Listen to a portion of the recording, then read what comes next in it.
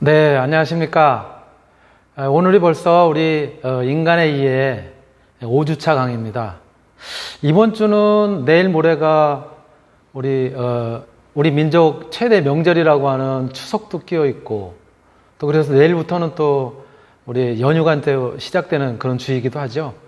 그렇지만 오늘 또 우리 인간의 이해 수업은 꿋꿋하게 진행을 합니다. 네, 오늘 여러분들하고 같이 말씀 나눌 내용은 우리 인류 문명 발달의 동력이 뭐냐, 이러한 주제를 가지고 이제 같이 이야기를 할 건데요. 요 문제는 무슨 얘기냐면은 특히 지금 세계적으로 볼 때는 서구 문명하고, 그리고 조금 즉 소위 이야기하는 이제 선진 문명들이죠. 거기에 이제 조금 문명적인 발달이 뒤처져 있는 개발도상국들, 같은 인류임에도 불구하고 이런 차이들이 있단 말이에요. 문명의 차이가. 그런 이제 문명 발달의 동력이 무엇인지에 대한 그런 이야기를 오늘 좀 같이 풀어보고자 합니다. 예. 사실은 우리가 이제 인간의 이해라고 하는 이 교과목을 공부를 하면서 벌써 이제 두 번째 강의부터 우리 인류의 이제 탄생이라고 하는 그런 측면에서 인류의 탄생 이전에 우주가 어떻게 생성이 됐는지, 또 그리고 그 가운데 태양계, 특히 우리 지구의 생성이 어떻게 됐는지를 간단하게 한번 살펴봤단 말이에요. 특히 이제 우리가 포함되어 있는 이 태양계의 나이가 한 120억 년? 그런 정도 된다고 하죠. 그리고 지구가 태어난 게 우리 앞에서도 살펴본 것처럼 한 45억 년 정도의 이제 역사를 가지고 있다고 합니다. 이제 그리고 그 이후에 이제 지구에서 우리 인류가 생명체가 출현을 하고, 또 우리 인류가 이제 출현을 하는 그러한 부분에 대한 것들을 앞에서 이제 개략적으로 살펴보면서 인간의 성장과 발달이라고 하는 측면에서 두 주에 걸쳐서 지난주, 지지난주 이렇게 이제 진행을 해왔죠. 그런데 바로 우리가 이제 이렇게 이야기하는 소위 우리의 역사, 우리 세계사의 시작, 이것은 사실 지금까지는 어떻게 우리가 이제 그런 시각을 가졌냐면은 인류를 중심으로 해서, 그래서 인류의 탄생을 갖다가 굉장히 중심에 놓고, 그리고 세계사들이 어떻게 전개가 됐는지 이렇게 대부분 이해를 하고 스토리를 갖다가 설명을 하고 그랬었단 말이에요. 그런데 최근에 그런 어떤 이제 동향들은, 학계에서의 동향은 아니라는 거예요. 이것이 아니라는 거예요.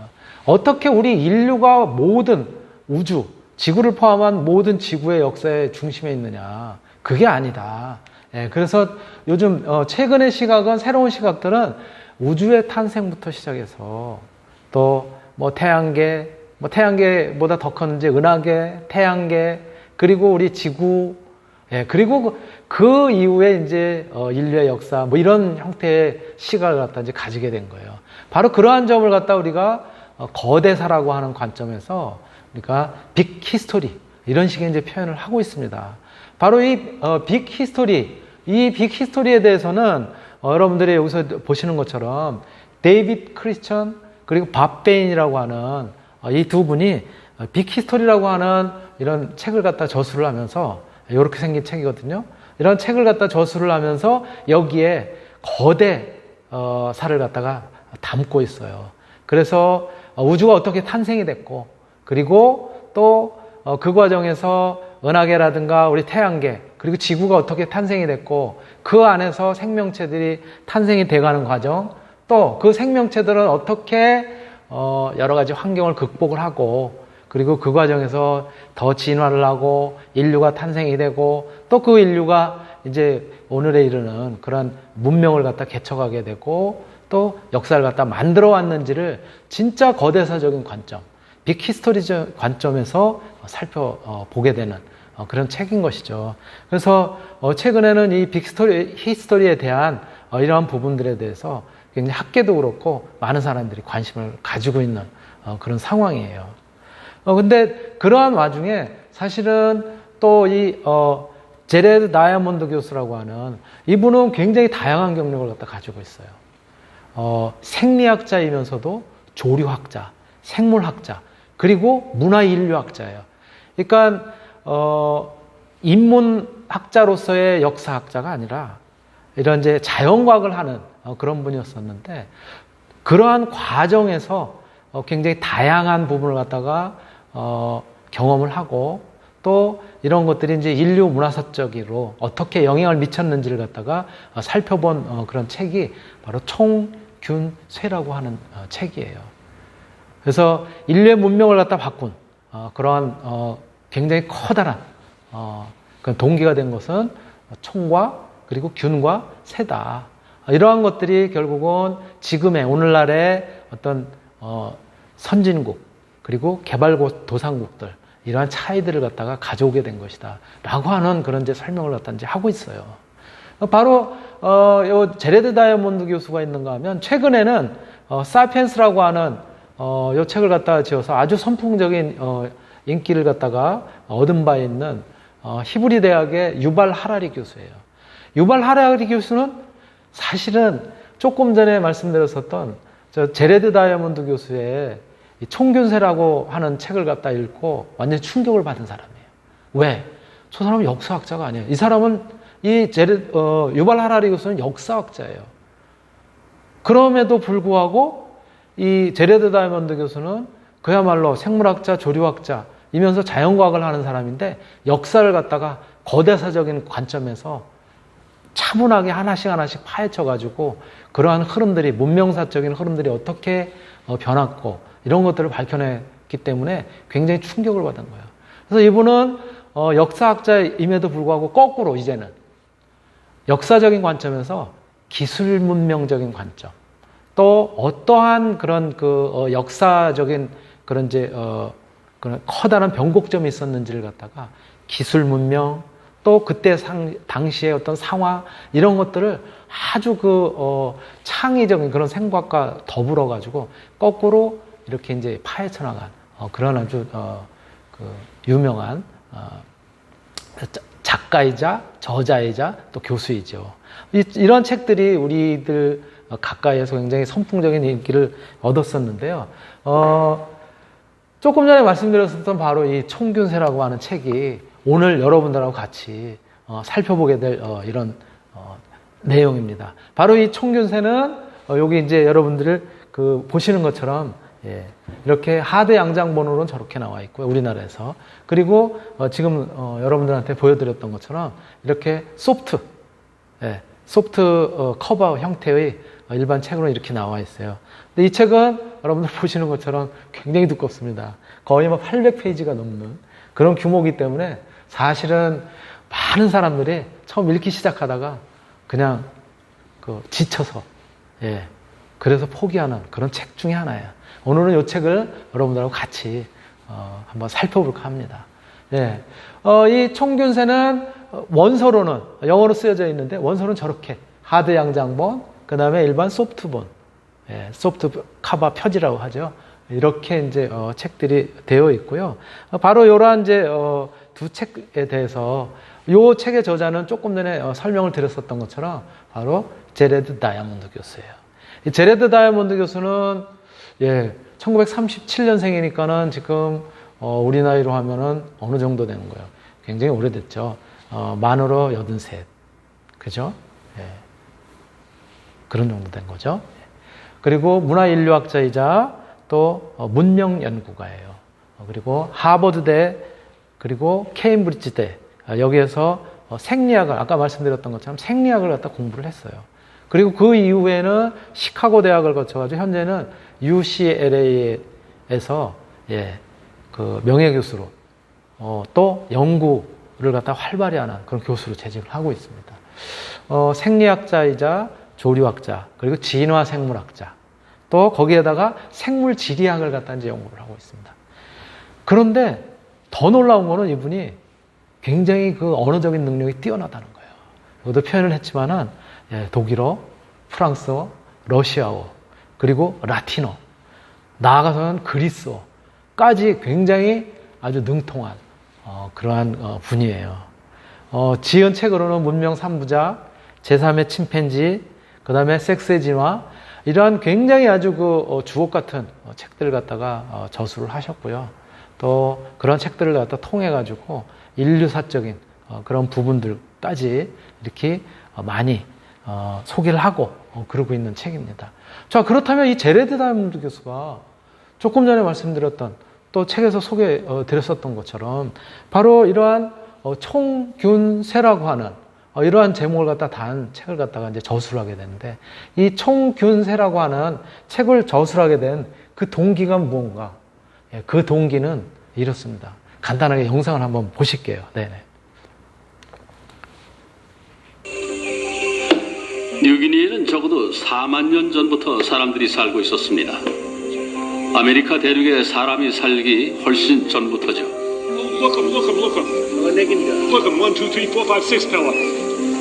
이들은 문화가 다양하고 적응력이 뛰어난 민족이죠. 그런데 왜 현대 미국인들보다 훨씬 더 가난한 걸까요?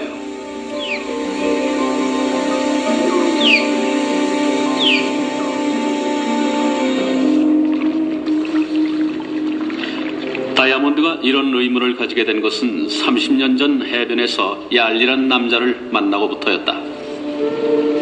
왜 백인들은 짐이 많은데 우리 뉴기니인들은 짐이 적은 걸까요? 얄리의 질문에 멍해졌습니다.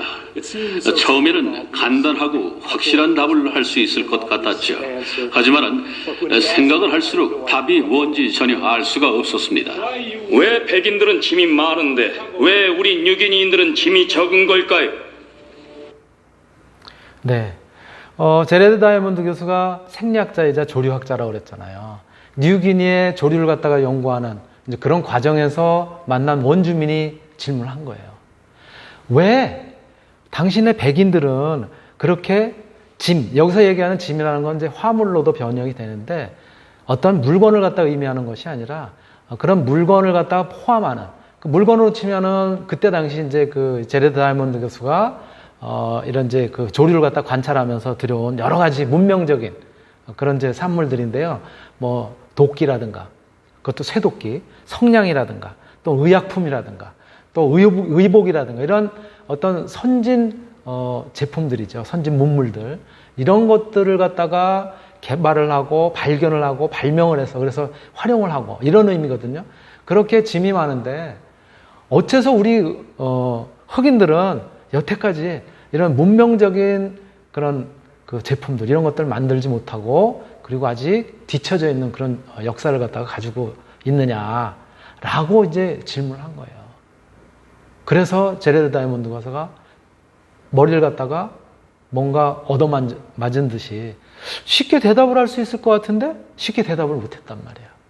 그래서 이러한 고민에 빠지고 그리고 그러면서 이제 바로 이러한 연구를 갖다 문명사적인 그런 연구를 갖다 이제 하게 된 계기가 된 거예요. 바로 사실 이제 그때까지의 시각은 어땠었냐면 이런 거예요. 저기에서 보시는 것처럼 아프리카 원주민 또는 뉴기니라든가 이렇게 개발도상국들, 또 한편으로는 유럽이라든가 미국이라든가 이런 서구의 어떤 그 선진 문명국들, 사실 차이가 뭐가 있냐고, 똑같은 사람인데 이러한 개발도상국과 선진국가의 문명의 차이, 빈부의 차이 어떻게 일어난 걸까 고민을 막 하기 시작을 합니다. 그런데 그때까지의 일반적인 시각이에요. 일반적인 시각들, 대륙 간에 또는 선진국과 후진국 간의 불균등에 대한, 즉 그런 시각들, 이런 것들이 문명에 대한 불균등의 시각들이 뭐였었냐면 사실 맨 위에 있는 것처럼 이런 거예요. 기존의 세계관이 서구 중심주의였다는 거예요. 유럽 중심주의고. 근데 이들 바탕에 깔려 있는 생각은 뭐였었냐면 이거예요. 백인 우월주의예요. 그래서 이 책이 나온 게 꽤 됐는데요. 그때까지만 하더라도, 이 연구하기 전까지만 하더라도 뭐 백인 우월주의이기 때문에 유색인종들, 뭐 동양인이든 흑인이든 회색인종들, 이건 진짜 멍청한 민족이다라고 생각할 정도였다는 거예요.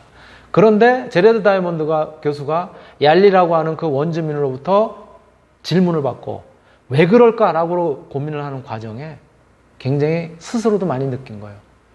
인간은 태어나서 원래 평등한데? 얄리라고 하는 인간이나 나 제레드 다이아몬드라고 하는 인간이나 사실은 태어난 거 똑같이 태어났단 말이야. 평등하단 말이야. 근데 그 차이가 무엇일까라고 하는 그런 점들이 저자의 세계관이었어요. 그래서 그러한 실제 그럼에도 불구하고 서구와 개발도상국가의 불균등의 원인이 도대체 무언가라고 하는 의문을 가지게 되면서 그러면서 이제 이 연구에 아주 매진을 이제 하게 되는 거예요. 그래서 그 총균세에 대한 연구의 배경 마찬가지로 한번 영상 한번 보실게요.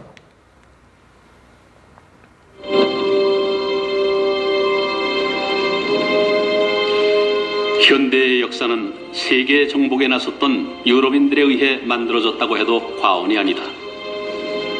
¿Cómo te atreves, indio perro? 그 시작을 장식한 스페인 정복자들. 불과 수백 명의 정복자들이 신세계에 살고 있던 원주민 수천 명을 살해했다. 이런 일이 가능했던 이유는 무엇이었을까? 바로 청과 세균 그리고 강철 덕분이었다. 사실 지금까지도 세계 각지에 정착한 유럽 출신의 사람들이 군사력과 치명적인 세균, 선진 기술을 적절하게 조합해 계속 세계를 지배하고 있다.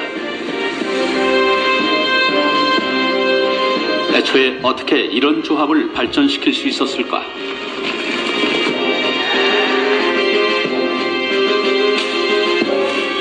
세상은 왜 이렇게 불공평한 것일까? 자레드 다이아몬드 교수는 이 질문에 대한 답을 찾기 위해 30년 넘게 연구를 하고 있다.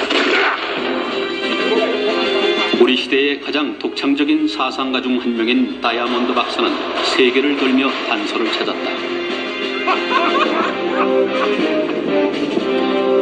그가 열정을 쏟고 있는 이 대담한 연구의 취지는 과거의 비밀을 밝혀내고 현대 권력의 뿌리를 찾는 것이다. 제 평생 다시는 청과 세균, 강철에 관한 연구만큼 흥미진진한 연구를 할 수는 없을 거라고 생각하고 있습니다. 무엇이 부와 가난을 만들어낸 것일까? 어떻게 청과 세균, 강철이 세계사의 모습을 바꾸게 된 것일까?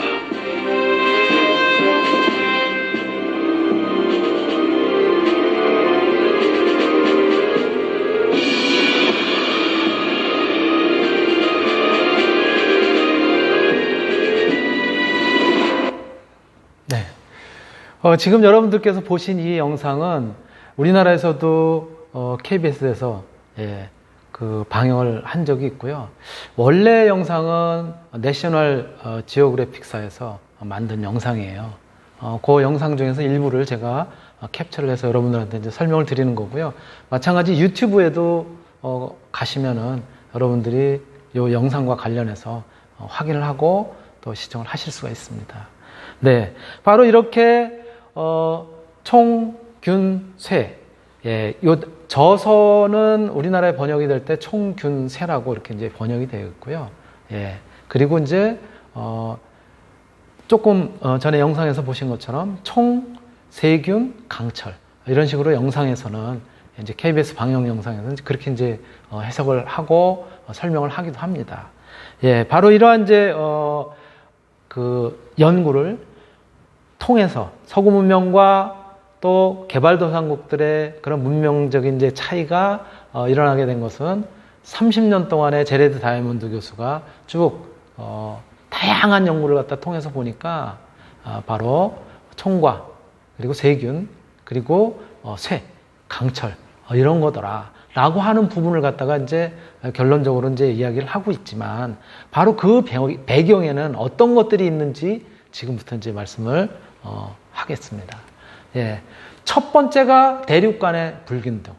특히 우리가 이제 대륙간이라는 표현을 쓰는데 사실은 대륙이라는 것이 우리가 뭐 알고 있는 것처럼 좀 아직도 개발도상국에 머물러 있는 데가 아프리카. 그리고 이제 아메리카 중에서도 북아메리카가 아니라 남아메리카 이런 정도가 좀 가장 이제 개발도상국 국에 이제 속하고, 그 다음에 뉴기니라든가 또는 이제 동남아의 어떤 그 열대우림으로 덮여 있는 이런 쪽이 여전히 어떤 이제 문명적인 그런 혜택이 좀 덜 되어 있는 곳 아니에요? 그래서 그러한 대륙간들의 어떤 차이가, 문명의 차이가 왜 일어난 것이냐를 갖다 이제 밝히고 있는데, 이 제레드 다이아몬드 교수는 그 첫 번째 원인으로 이걸로 보고 있습니다.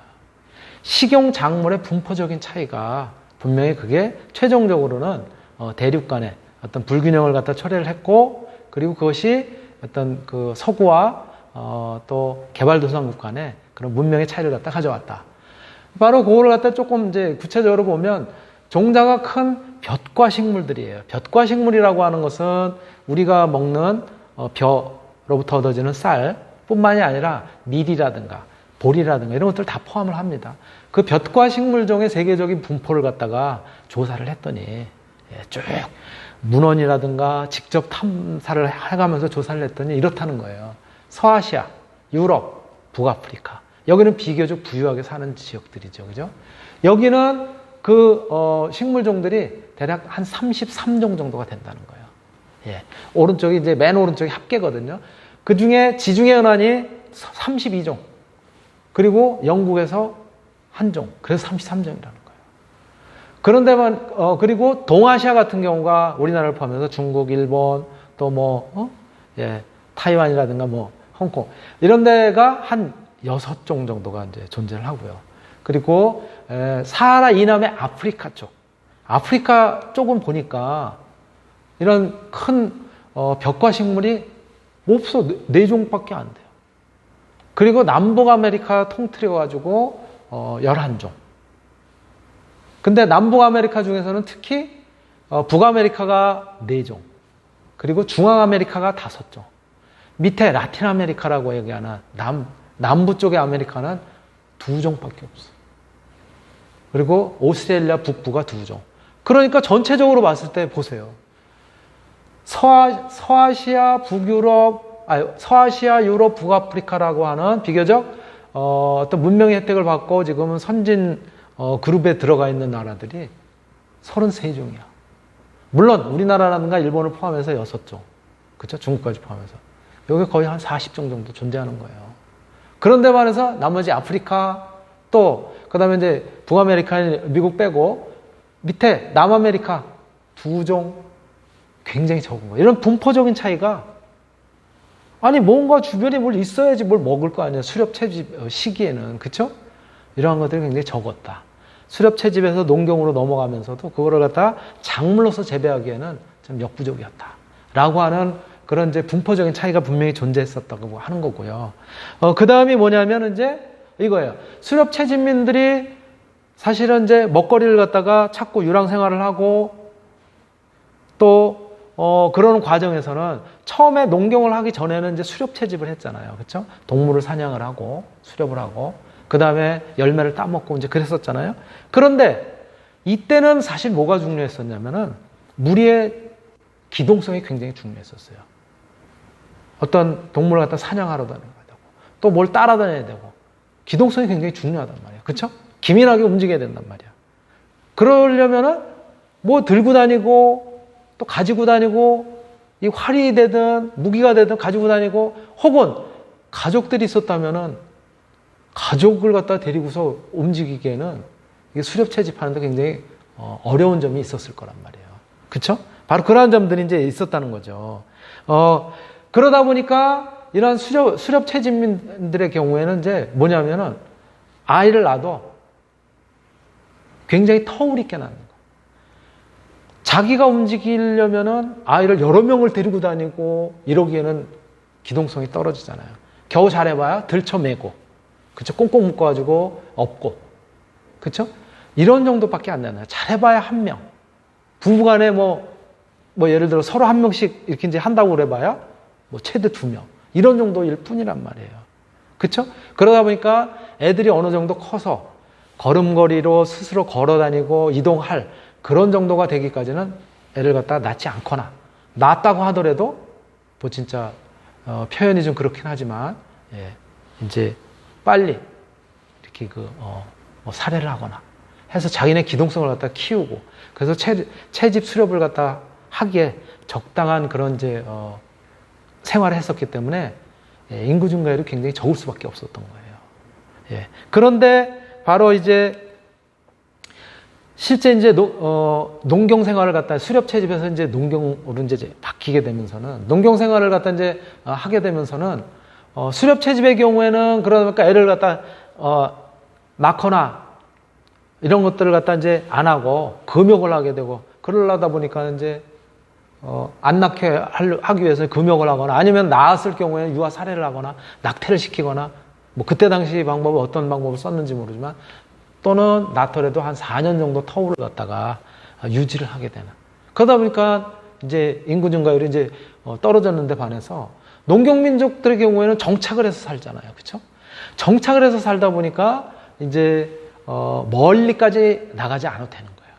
주변에서 이제 작물들을 갖다 재배를 하고 그러다 보니까는 이제 산하 간격들이 한 2년 정도로 굉장히 좁혀진 거죠. 인구가 많이 증가를 하게 되는 것이죠. 그래서 농경 생활을 함으로써 인구가 점점 이제 늘어나게 되는 이제 그러한 그 형태를 갖다 이제 보이게 되는 거고요. 또 인구가 이제 증가를 하게 되면은 이제 어떠한 점이 있게 되냐면은 많은 사람들이 경작을 하고 가까운 데서 하다 보니까는 농산물들이 많이 생산이 되는 거예요. 그렇죠? 잉여 농산물들이 생기는 거예요. 그러니까 농산물들이 많이 생기니까 그 다음에 이제 농사를 위해서 저장도 하고, 그렇죠? 그 다음에 농사를 안 짓는 시기에 먹기 위해서 이제 저장하는 것뿐만이 아니라 다른 지역에 있는 사람들하고는 교환도 하고 이제 막 이랬었단 말이에요. 그래서 이제는 농산물이 풍부하고 그러다 보니까 이제 모두가 농업을 하지 않아도 되고 또 농업을 하지 않아도 되지만은 그 무리들을 갖다 통솔하기 위해서는 어떤 행정적인, 그쵸? 관리를 해야 되는 그런 일도 이제 하는 사람이 필요하고 정치, 행정 이러한 이제 체계들도 점점 이제 세워지게 되는 것이죠. 그러면서 이런 바로 체계들이 만들어지고 그러다 보면 또 이제 일부에서는 이제 별로 할 일이 없어지는 그런 이제 상황이 생기는 거고 조금 더 고민을 하는 이제 사람들이 생기는 거예요. 어떻게 하면 농사를 조금 더 잘 질 수 있을까? 농사 짓는데 필요한 게 무엇일까? 그래서 도구를 갖다 이제 더 개발을 하게 되는 것이죠. 그래서 인류를 더욱 강하고 풍요롭게 하는 각종 기술들이 이제 개발이 되는 거예요. 그래서 우리가 잘 아시는 것처럼 처음에는 예를 들어서 우리 인류들이 아주 원시적인 생활을 했을 때는 진짜 깬 석기라고 하는 타제 석기라고 하는 그런 것다가 그 다음에 이제 갈아서 만들죠. 그 다음에는 뭐예요? 이제 청동기로 넘어가잖아요. 쉽게 어떻게 이제 그 금속 같은 거를 활용을 하는데 비교적 활용하기가 쉬웠던 것들이 이제 청동기, 그렇죠? 굴이라든가 청동이라든가 이런 것들을 활용하고 그 이후에는 이제 칼까지 이제 등장을 하게 되죠. 이러한 일들을 농경 생활을 하면서 기술들이 발전하고 잉여 농산물들을 통해서 다른 쪽에 좀 더 관심을 갖다 가지게 되면서 이렇게 총 그리고 강철이라고 하는 쇠를 갖다 이제 발명을 하고 발견을 하게 되는 것이죠. 바로 이러한 것들이 결국은 이제 어떤 기술적인 그런 요소들까지 이렇게 이제 가져오게 되는 것이죠. 그래서 바로 이러한 이제 기술적인 요소를 갖다가 조금 더 풍요롭게 이제 하게 되는 거고 이러한 과정에서 또 두 번째 요인이 뭐였었냐면 첫 번째는 그래서 농작물이 아무래도 서구 문명이 발달한 쪽에는 많았다. 작물로서 이렇게 할 수 있었다는 것이. 뭐 그러다 보니까는 작물이 많았다 보니까 농작물이 많다 보니까 정착을 갖다 빨리 하게 되고 정착을 빨리 하게 되니까 인구가 이제 늘어나게 되고 그렇죠? 인구가 늘어나게 되다 보니까 정치, 사회적인 이제 그러한 부분을 통솔할 수 있는 기구 또 그리고 이제 다른 쪽에 관심을 갖다 가지게 되는 사람들이 어떤 도구라든가 그렇죠? 기술이라든가 이런 것들이 발달했었다는 거예요. 두 번째는 가축의 분포적인 차이가 있었다는 거예요. 보세요. 포유류의 가축화 후보종으로 또 보면은 후보종에 유럽, 아시아를 포함해서는 72종, 사하라 이남의 아프리카 51종, 남북 아메리카 24종, 오스트레일리아 1종 이런 정도 후보종은 있었는데 결과적으로 어떻게 돼 있냐면은 가축화가 실제로 일어난 것은 사하라 이남의 아프리카에서 한 건도 없어요. 거의 대부분이 유라시아에서 일어났고 남북 아메리카 통틀어 가지고 라마라고 하는 그 종이 딱 한 종. 오스트레일리아는 없어요. 거의 대부분이 어디에서? 유라시아 대륙에서 가축종들이 많이 우리가 길들이고 그 다음에 어떤 이제 목축을 해서 그래서 고기를 갖다가 이렇게 이제 식량으로 이렇게 조달할 수 있는 그런 이제 것들이 이제 가능했었다라는 거예요. 다른 데는 왜 없었을까요? 다른 데도 없었던 게 아니라니까요. 그렇다고 사자를 갖다 가축화해요? 이거 말도 안 되는 얘기지, 그렇죠? 호랑이를 가축화해요? 이렇게 가축할 수 있는 거는 온순하거나 또 그리고 쉽게 길들여지는 그런 가축이었어야 되는데 그런 것들이 부족했었다는 거예요. 그런데 이 가축의 분포적인 차이는 사실은 이런 거라는 거예요. 안나 카리나 법칙이라고 해서 톨스토이의 소설 안나 카리나에 나오는 그런 이제 유명한 이제 문장이에요. 제가 잠깐 읽어볼게요. 행복한 가정은 모두 엇비슷하고 불행한 가정은 불행한 이유가 제각기 다르다. 즉 행복한 가정을 이루기 위해서는 거기에 적절한 그런 조건이 갖춰진다는 거예요. 그런데 반해서 불행한 가정은 나름대로 불행한 이유가 있다는 거예요.